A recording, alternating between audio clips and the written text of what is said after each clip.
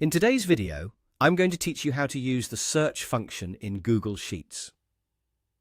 The search function is a powerful tool when it comes to finding the specific position of a substring within a larger text string. It's really handy because it identifies this position in numerical terms, returning the very first occurrence of your desired substring.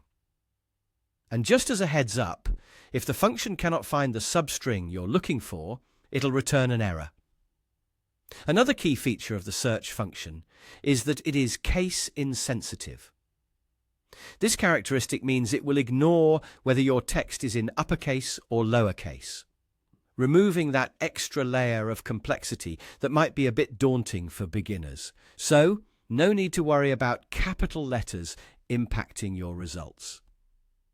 Now let's dive into an example to clarify how this works. Imagine we're hunting for the position of the letter A within a cell. To begin, you'll want to type an equal sign followed by the word search.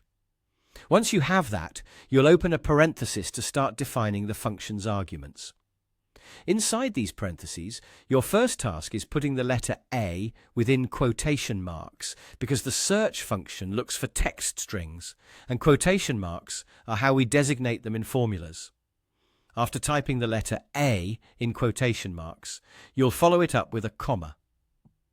This comma acts as a separator between your target substring and the text you're searching within. Next, you need to direct the function to the specific cell containing the text you want to search through. This can be any cell in your spreadsheet.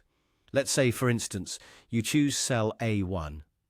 Simply click on cell A1 or type it in after the comma. With that done, your expression should now look something like this: X search A1. Once you've entered everything correctly, it's just a matter of pressing enter. Upon doing so, you should immediately see the result, which represents the starting position of the first occurrence of A in that particular cell. Seeing the function in action, you'll realize how useful it can be for quickly pinpointing text within larger data sets. In situations where the search function doesn't find A within the specified text, it will provide you with an error. This outcome is a good indicator that you might need to double-check either the cell content or your input. Remember, by practicing this step-by-step process, you'll sharpen your ability to search and manage data in Google Sheets effectively. So, go ahead and try using this function on different texts and see how seamlessly it can enhance your data analysis tasks.